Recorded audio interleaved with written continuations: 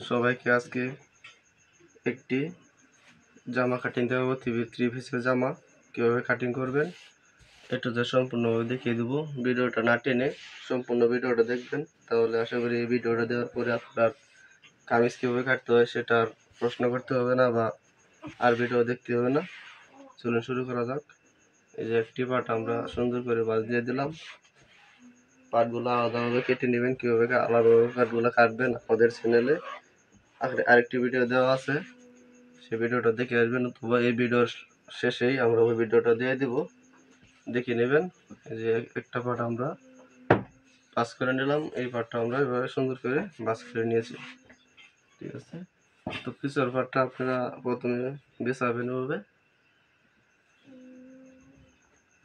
বিছানোর পরে এই সামনের পার্টটাও উপরে বিছিয়ে নেবেন।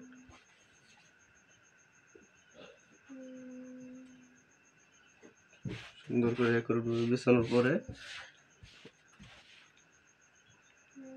আমরা এখন মাপ কীভাবে দিবেন এবং কীভাবে মার্জিন করুন এগুলো দেখিব। এই যে নিচে দিয়ে আমার বর্ডার দেওয়া আছে, আমার নিচে দিয়ে হ্যাম করার জন্য হ্যামের অনুযায়ী একটা দাগ দিয়ে দিবেন।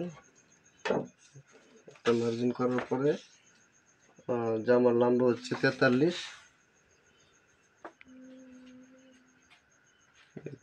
ইঞ্চি, হাফ ইঞ্চি নেবেন সেলাইয়ের জন্য। দেওয়ার পরে উপরে একটা মার্জিন দিয়ে দিবেন।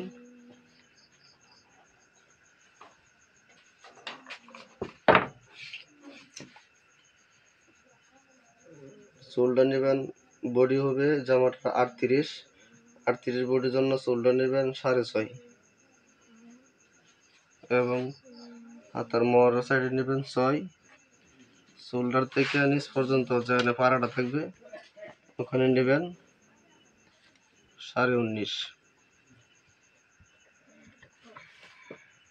এখান থেকে এখানে মাঝখান বরাবর নেবেন, এখানে 14 আছে, 14 অর্ধেক 7। এইভাবে মার্জিনগুলো টেনে নেবেন।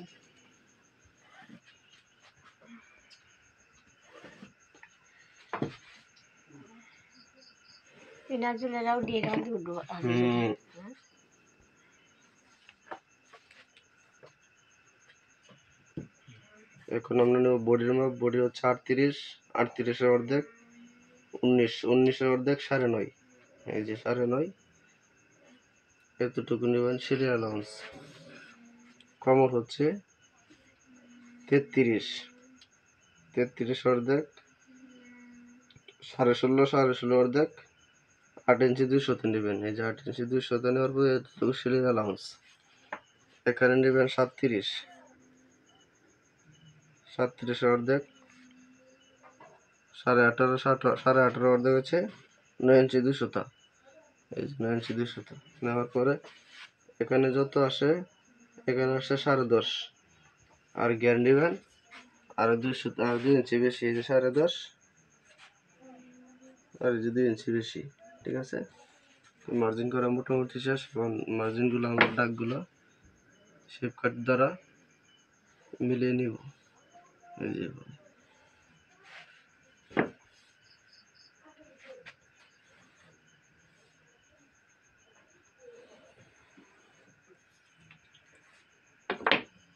মেলানোর পরে আমরা কেটে নেবেন।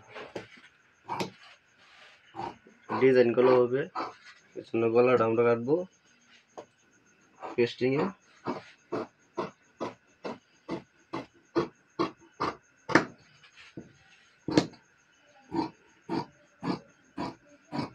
মার্জিন অনুযায়ী কেটে নেবেন।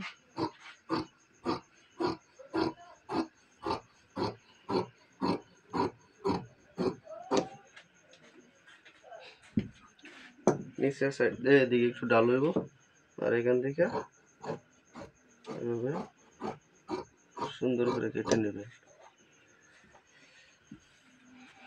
এই যে মার্জিনগুলোতে একটু কাটমার করে দিবেন যাতে আপনারা বুঝতে পারবেন যেখানে সিলিটা শেষ হবে এবং মাঝখান চিহ্ন। এখন এটা সামনের পার্ট এবং পিছনের পার্ট আলাদা আছে, মানে এটা হবে সামনের পার্ট, এটা পিছনের পার্ট। সামনের কাজে কাজ আছে, সামনের পার্টে যদি কাজটা নির্দিষ্ট করা যায় তাহলে তাল পাট কাটতে হবে, তালপাটটা এভাবে কেটে নেবেন 1/2 ইঞ্চি পরিমাণ ভিতর দিয়ে।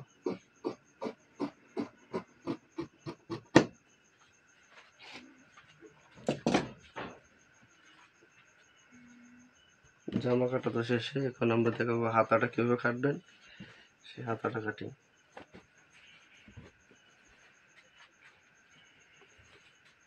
ত্রিভুজের হাতা দুটো একসাথে আছে, মাঝখান বরাবর এভাবে কেটে নেবেন।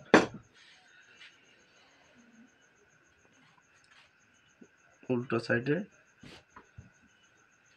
ভাঁজ দিয়ে দিবেন।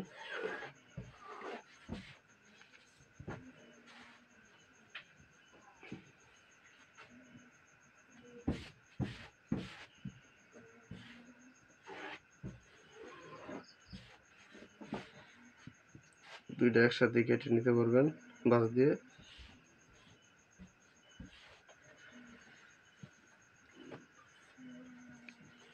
হাতের লম্বা হচ্ছে 17,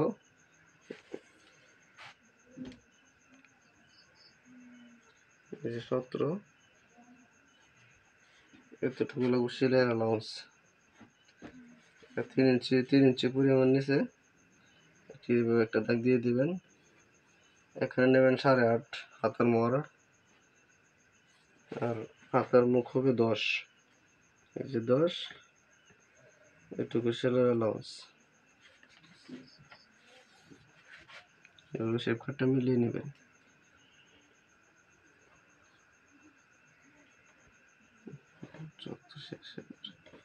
ঠিক আছে, এভাবে কেটে নেবেন।